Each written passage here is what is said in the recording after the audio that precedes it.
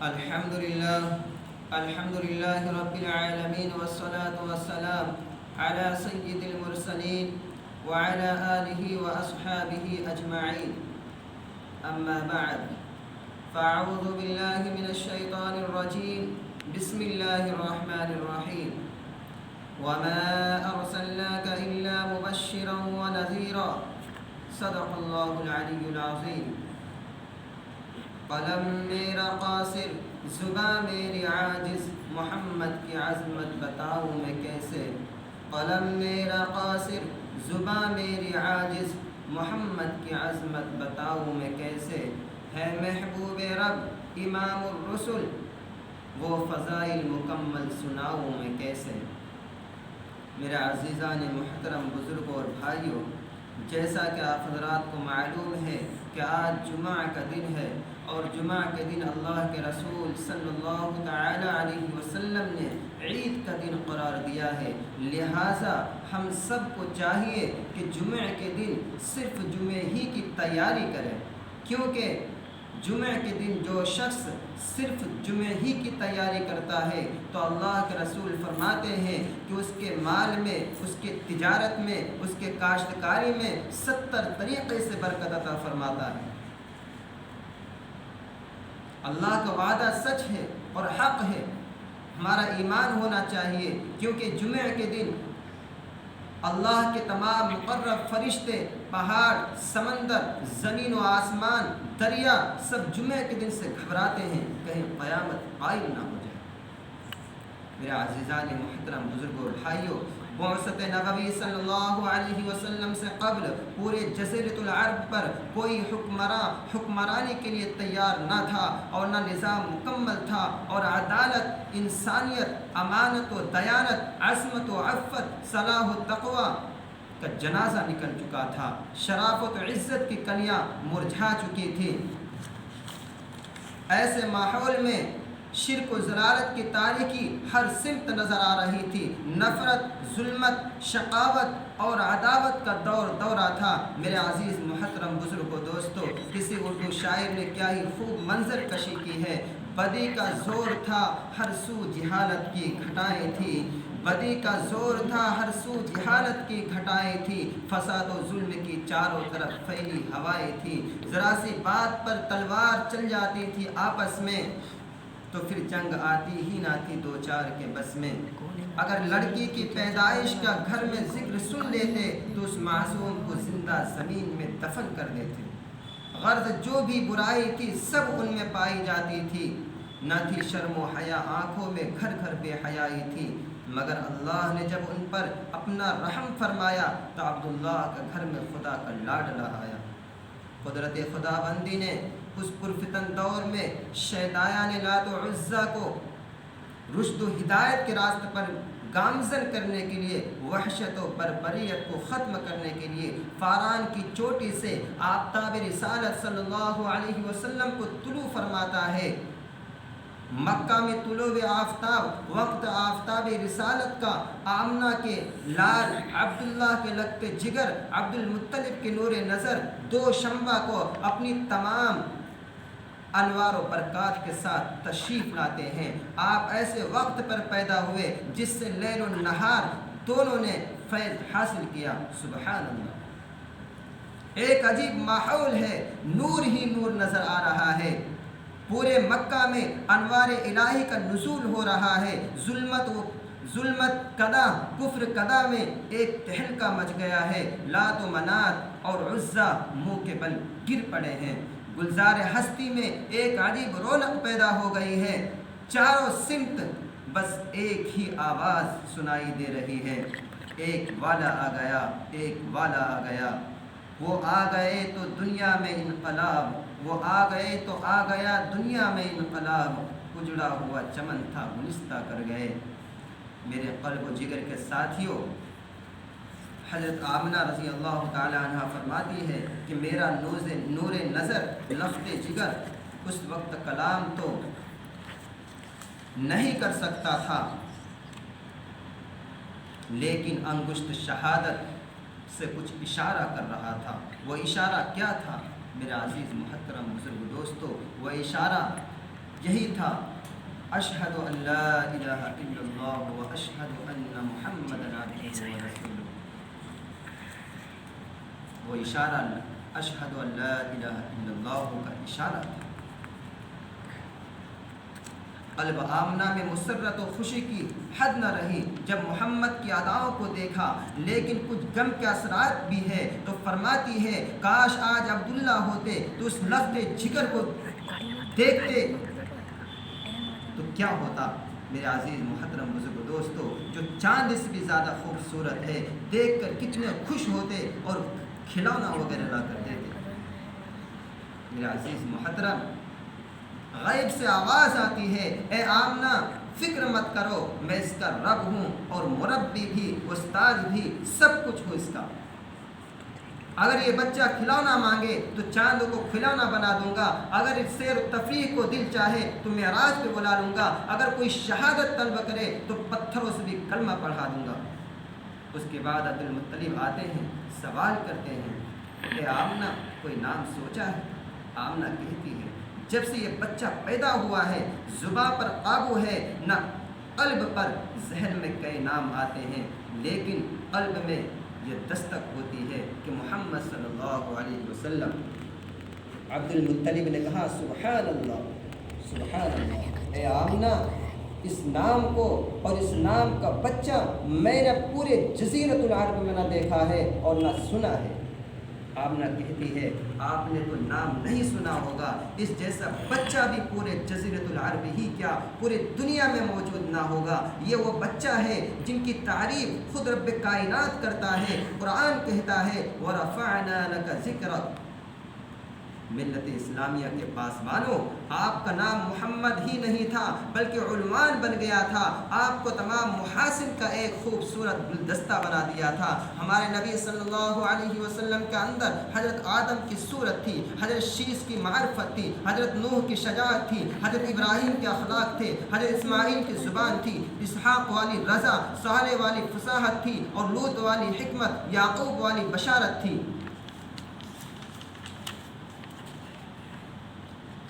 موسیٰ والا جلال، ایوب والا صبر تھا، یونس والی اطاعت، یوشع والا جہاد تھا، داؤد والی خوشحالی اور دانیال والی محبت تھی، الیاس والا وقار، یحییٰ والی عصمت تھی اور عیسیٰ والا زہر تھا. میرا نبی سارے انبیاء علیہ السلام کا ایک خوبصورت گلدستہ تھا. اس کے بعد ایک شاعر کہتا ہے تقدیر حلیمہ کی جاگی رحمت کے بادل چھاتے ہیں. تقدیر حلیمہ کی جاگی رحمت کے بادل چھاتے ہیں. گھر جگمگ جگمگ ہوتا ہے، گھر جگمگ جگمگ ہوتا ہے، تشریف محمد لاتے ہیں. میرے محترم بزرگ اور بھائیوں، حضرت حلیمہ پرنور صلی اللہ علیہ وسلم کو لے کر دبلی پتلی سواری پر سوار ہوتی ہے اور کمزور سواری کو محمد بن عبداللہ کی برکت سے قوت عطا ہوتی ہے اور قافلہ والوں کی سواریوں سے آگے نکل جاتی ہے. سبھی حیرت زدہ ہے کہ حلیمہ کی اتنی کمزور سواری کو اتنی قوت و طاقت کہاں سے مل گئی، اتنی تیز چل رہی ہے. حلیمہ جب گھر پہنچتی ہے تو تمام گھر انوار و برقاس سے پر تھا. کسی شاعر نے کیا ہی خوب کہا ہے، محمد کی کہلائی مادر حلیمہ، تیری شان اللہ اکبر حلیمہ، تیری بکریوں کو پانی پلائے جو ہے ساقی آب کوثر حلیمہ. برادران اسلام، آپ صلی اللہ علیہ وسلم کے شباب کا دور بھی عجیب ہے. محسن انسانیت اپنے چچا کے ہمراہ شام کا سفر فرمایا. تجارت کی غرض سے راستے میں ایک راہب نے حضور صلی اللہ علیہ وسلم کو دیکھا اور تورات کی تمام علامات پر غور کیا تو ابو طالب نے کہا اس بچے کو آگے مت لے جاؤ، یہیں سے واپس ہو جاؤ. جو علامات میں نے تورات میں پڑھی تھی وہ تمام اس کے اندر پائی جاتی ہے۔ شاید کہ آخر الزماں صلی اللہ علیہ وسلم جو آخری نبی ہے، ابو طالب وہیں سے واپس روانہ ہو گئے۔ اس سفر میں ابو طالب کو بہت نفع ہوا۔ میرے عزیز محترم بزرگ بھائیوں، محسن انسانیت جس طریقے سے اخلاقاً کرداراً خوبصورت تھے، اسی طرح حسن و جمال کے اعتبار سے بھی بہت خوبصورت تھے۔ حضرت عائشہ صدیقہ رضی اللہ تعالیٰ عنہ فرماتی ہے کہ حضرت یوسف علیہ السلام کو دیکھ کر ان مصر کے عورتوں نے اپنی انگلیاں کاٹ دی تھی۔ اگر وہ محبوب کبریا صلی اللہ علیہ وسلم کو دیکھ لیتی، اپنے دل کو کاٹ دیتی۔ اگر میں حسن صفاتی اور جمال و کمال ذاتی بیان کرنے کی کوشش کرتا ہوں تو شیخ سعدی رحمۃ اللہ علیہ کا شعر یاد آتے ہیں، بلغ العلا بکمالہ کشف الدجا بجمالہ حسنت جمیع خصالہ صلوا علیہ وآلہ۔ اس کے بعد کوئی سیرت نگار، کوئی ادیب کیسے جرات کر سکتا ہے کہ اس عنوان پر بحث کی جائے؟ جب شمس و قمر نے خاتم النبیین، ختم الرسل، آقائے کل اور ہادی سبل کو دیکھا تو پکار اٹھے، صحن چمن کو اپنی بہاروں پہ ناز تھا، صحن چمن کو اپنی بہاروں پہ ناز تھا، وہ آ گئے تو سارے بہاروں پہ چھا گئے۔ شاید آیان اسلام محسن انسان صلی اللہ علیہ وسلم نے عہدہ نبوت اور رسالت پر فائز ہوتے ہی اعلان حق کر دیا کہ لوگوں کو توحید اور ایمان سمجھایا اور شرک و کفر کو مٹا کر وحدت خدا بندی کا بول بالا کیا، عداوت اور نفرتوں کو صداقت و محبت میں تبدیل کیا، شیطانیت و ظلمت کی جگہ ایمان اور ضیاء کو لایا۔ آپ نے ایک ایسا انقلاب برپا کیا جس کے نتیجے میں صحابہ اکرام کی مقدس جماعت تیار ہوئی۔ نبی اکرم صلی اللہ علیہ وسلم کی دعوت و تربیت کا یہ کمال تھا کہ آپ نے شرک کو توحید، شرک قضا کو توحید قضا میں تبدیل کر دیا، کفر قضا کو عبادت قضا بنا دیا، راہ سن کو رہبر بنایا، پورے جزیرۃ العرب کو گلستہ بنا دیا۔ اسلام کا پرچم چاروں سمت لہراتے ہوئے نظر آنے لگا۔ درسگاہ رسالت سے ایک مقدس گرواہ نے ترتیب پائی اور پورے دنیا پر چھا گئی۔ میرے عزیز محترم بزرگ دوستو، صحابہ اکرام جن کو اللہ پاک نے کہا، جن کے دلوں کو اللہ پاک نے تقوی کے لیے خالص کر دیا، ان کے لیے مغفرت کا اعلان اور اجر عظیم ہے۔ نیز سرور کائنات صلی اللہ علیہ وسلم نے پیاری زبان سے فرمایا، میرے صحابہ ستاروں کی مانند ہے، جس کی بھی اقتدا کرو گے راستہ پا جاؤ گے۔ دوستو، خالق و مالک کا دستور رہا ہے کہ انسانوں کی ہدایت کے لیے رسولوں کو بھیجتا رہا۔ چنانچہ حضرت آدم علیہ السلام کو بھیجا، حضرت نوح علیہ السلام کو بھیجا، حضرت ابراہیم علیہ السلام کو بھیجا، حضرت موسیٰ علیہ السلام کو بھیجا، حضرت عیسیٰ علیہ السلام کو بھیجا، آخر میں شہنشاہ بطحہ، تاجدار مدینہ، احمد مجتبیٰ، سرور کونین، عرشیوں کے نبی، فرشیوں کے نبی، سارے نبیوں کا سردار جناب رسول اللہ صلی اللہ علیہ وسلم کو بھیجا۔ اب نبیوں کا سلسلہ ختم، رسولوں کا سلسلہ ختم، قیامت تک کوئی نبی آنے والا نہیں ہے۔ یہ دین آخری دین ہے، یہ شریعت آخری شریعت ہے، یہ مذہب آخری مذہب ہے۔ یہی وجہ ہے کہ اللہ پاک نے آپ کو صحابہ کی وہ پاکیزہ اور مقدس جماعت عطا فرمائی جس نے مذہب اسلام کو زندہ کرنے اور پھیلانے میں تن من دھن کی بازی لگائی۔ چنانچہ تاریخ شاہد ہے کہ ان سچے جانثاروں نے دین اسلام کی خاطر وہ قربانی پیش کی ہے جس کی نظیر پیش کرنے سے عالمی انسانیت تہی دامن اور خالی۔ یہی صحابہ ہیں جنہوں نے حکم خداوندی اور پیغام محمدی کو عام کرنے کے لیے گردنیں کٹا دی تھی، عورتوں کو بیوہ اور بچوں کو یتیم کر دیا تھا۔ محترم حضرات، صحابہ اکرام کی جماعت وہ جماعت ہے جس کو رب کائنات نے درسگاہ نبوت کے لیے منتخب فرمایا، ہادی اعظم صلی اللہ علیہ وسلم کو ان کا معلم بنایا اور آپ کو کتاب ہدایت قرآن پاک عطا فرمائی۔ علام الغیوب نے خود ان کا امتحان لیا، صحابہ کے یہ مقدس گروہ امتحان میں پورا اترا۔ خداوند قدوس نے انعام میں رضی اللہ عنہم ورضوا عنہ کا مزدہ سنایا۔ حقیقت یہ ہے صحابہ اکرام دین کے ستون ہیں، صحابہ اکرام کنتم خیر امت کے بلا واسطہ مخاطب ہے۔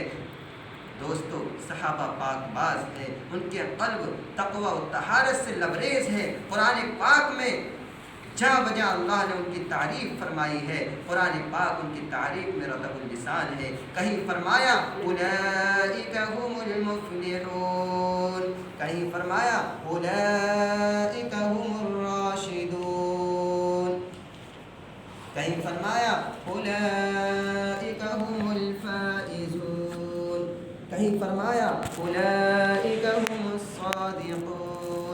حدیث پاک میں رسول عربی صلی اللہ علیہ وسلم نے فرمایا، بخاری شریف کی روایت ہے، اگر تم میں سے کوئی شخص احد پہاڑ کے برابر سونا خرچ کرے تو وہ صحابہ اکرام کے ایک پاؤں کے برابر بھی نہیں۔ اللہ ملت اسلامیہ کے چالو صحابہ اکرام واجب الاحترام ہے، ان کا تذکرہ اچھائی کے ساتھ کرنا لازم اور ضروری ہے۔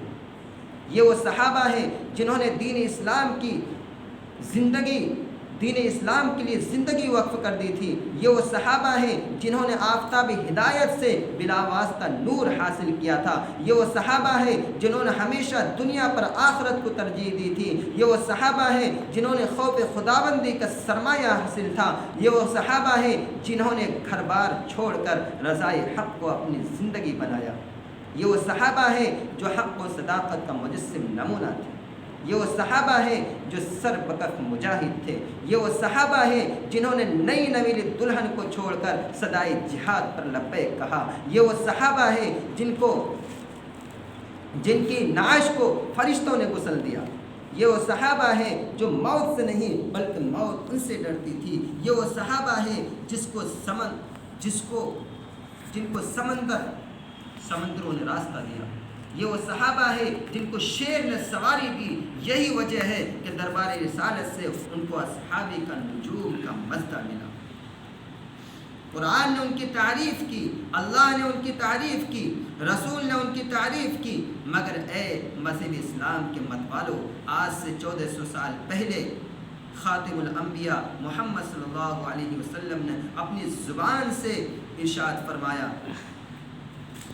کہ میری امت 73 فرقوں میں تقسیم ہوگی، ہر فرقہ ناری اور جہنمی ہوگا، مگر ایک فرقہ نجات پانے والا ہوگا، اور نجات پانے والا فرقہ وہ ہوگا جو میرے اور میرے صحابہ کے نقش قدم پر گامزن ہو۔ دور حاضر کے نگاہوں نے دیکھ لیا کہ محسن انسانیت صلی اللہ علیہ وسلم کے پیشن گوئی حرف بحرف صادق ہوئی۔ کوئی تقلید کے عزم کا جواز کا قائل ہے تو کوئی عظمت انبیاء پر ناپاک حملہ کر رہا ہے۔ میرے عزیز محترم بزرگ دوستو، اللہ تبارک و تعالیٰ نے ہم سب کو دنیا کی زندگی دی ہے، دنیا کے اندر بھیجا ہے آخرت کو کامیاب بنانے کے لیے، آخرت کی تیاری کرنے کے لیے۔ یہ نہیں کہا ہے کہ دنیا کے اندر میں بھیج رہا ہوں صرف دنیا کمانے کے لیے، صرف مال کمانے کے لیے، پیسہ کمانے کے لیے۔ اللہ کا رسول اس دنیا کے اندر آئے تھے، کون سا دن ایسا تھا جو چین کا گزارا تھا، کون سی رات ایسی تھی جو چین کی گزاری تھی؟ ہر وقت ہمارے واسطے روتے رہتے تھے، اللہ امتی اللہ امتی۔ لیکن آج ہم کیا ہیں؟ اپنی گربان کے اندر جھانک کے دیکھیے، اپنے دلوں سے محاسبہ کر کے دیکھیے، اپنے دلوں کو رات میں مخاطب کر کے اکیلے میں پوچھئے، سوال کیجئے، کتنے ہم اللہ کے رسول کے سنت کی پیروی کر رہے ہیں؟ کسی بھائی سے کہہ دیا جائے کہ میرے بھائی آپ تو مسلمان ہو، نبی جیسے شکل تو بنا لو، نبی جیسے لباس کو تو اپنا لو. لیکن عزیز محترم بزرگ دوستو، جواب کیا ملتا ہے؟ اگر میں نے نبی جیسے چہرے کو اپنا لیا تو کبھی ایسا نہ ہو تو آتنکواد کا نام نہ دے دیا جائے. اگر نبی جیسے شکل کو بنا لیا تو کبھی ایسے نہ ہو کہ پوری دنیا ہمارے پیچھے پڑ جائے. اگر نبی کا چہرہ اگر بنا لیا تو کبھی ایسا نہ ہو کہ دنیا تانے نہ دینے لگے. اگر نبی کا شکل اگر بنا لیا تو کبھی ایسا نہ ہو تو ہم پر کوئی تہمت لگانی شروع کر دے. نبی کا چہرہ اگر بنا لیا تو کبھی ایسا نہ ہو کہ دنیا ہم پر الزامات دائر کرنے لگے. اس ڈر کی وجہ سے آج اپنے چہرے کو صاف کروا لیتے ہیں اور نبی کے سنت کا جنازہ نکال دیتے ہیں. میرا عزیز محترم دوستو، سوچو، غور کرنے کی بات ہے.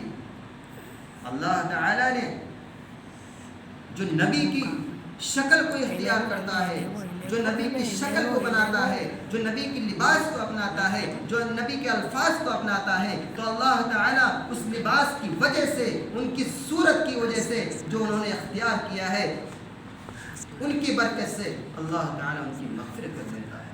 اور کوئی عذاب نازل ہونے والا ہو تو اللہ تعالیٰ اس شکل، نبی جیسا شکل بنانے کی وجہ سے اللہ تعالیٰ ان پہ سے عذاب ہٹا لیتے ہیں.